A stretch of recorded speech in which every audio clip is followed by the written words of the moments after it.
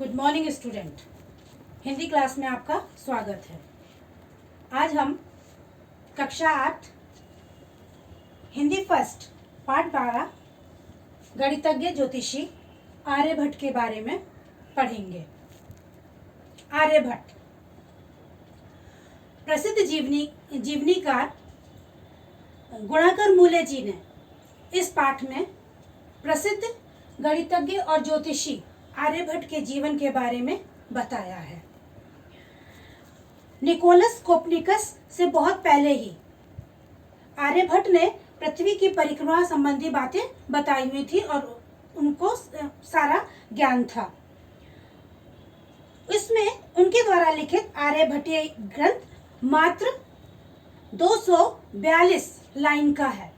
242 लाइनें हैं, उसमें पंक्तियां हैं और अगर आप उसमें देखा जाए वो श्लोकों में है। श्लोक में 2 लाइनें होती हैं, उसमें 121 श्लोक हैं और जब हम उसको अलग अलग लाइन में पढ़ेंगे तो वो 242 लाइनें आती हैं। और अगर आज के ज़माने में देखा जाए तो अगर हम उसको टाइप करवाएं या उसको टाइप करवा जाए तो मात्र 10 पेज में आ जाता है।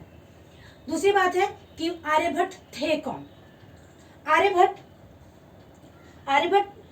दक्षिण पथ में गोदावरी तट क्षेत्र के अश्मक जनपद में पैदा हुए थे, इसलिए बाद में इन्हें अश्मकाचार्य के नाम से प्रसिद्ध हुए।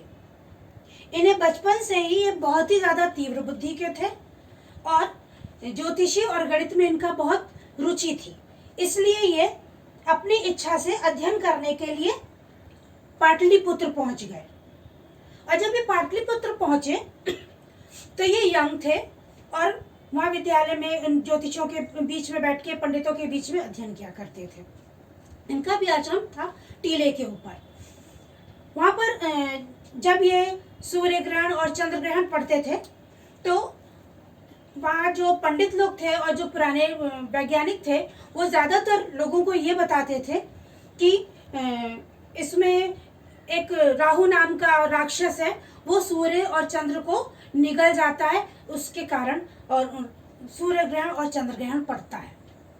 लेकिन ये इन जो आर्यभट्ट थे ये इन सब बातों से सहमत नहीं थे और जब सूर्य ग्रहण और चंद्र ग्रहण पड़ते थे तो उस टाइम इन पंडितों जो पंडित थे ये लोगों को बहुत भरमाते थे और लोगों से कहते थे कि पूजा पाठ करो और दान दो तो तुम्हारे ये जितने भी ग्रह हैं ये सब शांत हो जाएंगे, इन सब से तुम लोग को मुक्ति मिल जाएगी, सूरज को मुक्ति मिल जाएगी। तो इस उसमें लोग खूब इकट्ठे होने लगते थे नदियों के किनारे और एक ही वहाँ पर नारा गूंजता था, दे दान तो छूटे गिरान, यानी दान दो तो ये ग्रहण से छूट मिल जाएगी।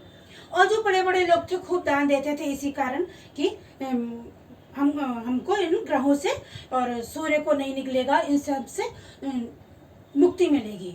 लेकिन आर्यभट्ट ने लोगों को बताया कि ऐसा कुछ नहीं होता है। सूर्य ग्रहण और चंद्र ग्रहण एक प्राकृतिक घटना है। जब चंद्र ग्रहण पड़ता है तो पृथ्वी की बड़ी छाया चंद्रमा के सामने आ जाती है जिसके कारण चंद्र ग्रहण पड़ता है। और जब सूर्य ग्रहण पड़ता है तो चंद्रमा पृथ्वी और सूर्य के बीच में आ जाता है जिसके कारण सूर्य ग्रहण पड़ता है। लेकिन बहुत से वैज्ञानिक उनकी इन बात से सहमत नहीं थे और उनके जो सिद्धांत थे उनको गलत साबित करने में लगे रहते थे। और इनका जो आर्यभट्टीय वो है ग्रंथ है उसमें को 4 भागों में बांटा गया है। उसमें है सबसे पहला है दशगीतिका, दूसरा है गणित, तीसरा है काल क्रिया और चौथा है गोल, जिसमें सारे गणित से संबंधित इनके सारे सिद्धांतों का अध्ययन कराया गया है। उसके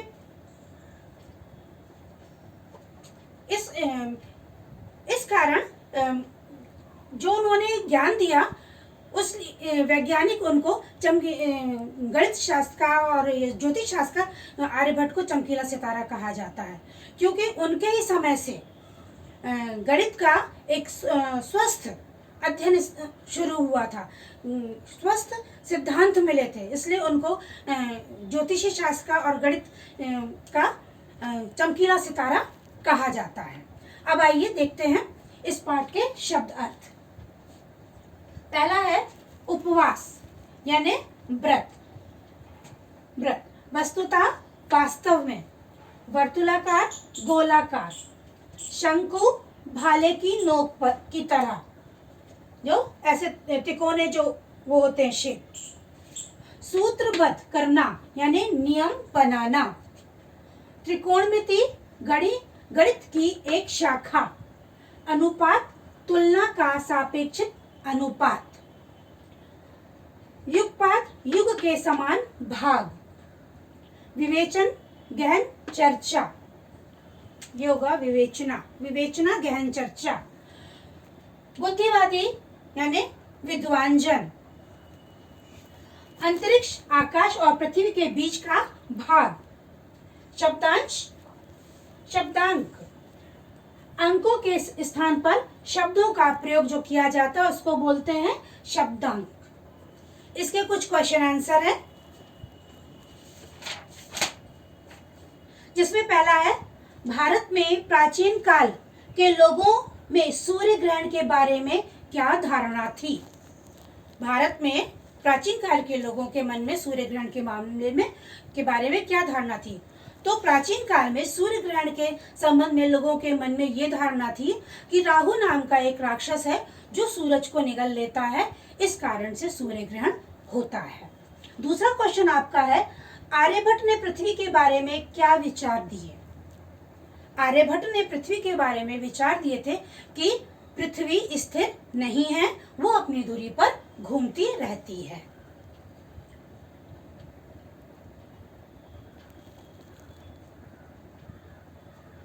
आर्यभट्ट की पुस्तक कितने भागों में विभक्त की गई है।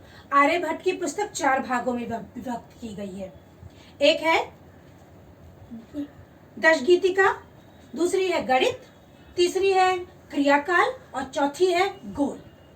इस तरीके से इसमें क्वेश्चन है और ये सारे क्वेश्चन हम आपको लिखित देंगे, आंसर बना के आपको वो कॉपी में लिखना है और उसके बाद अर्धवार्षिक परीक्षा के लिए पूरी तैयारी आपको स्टार्ट कर देनी है। ठीक है, ओके, बाय।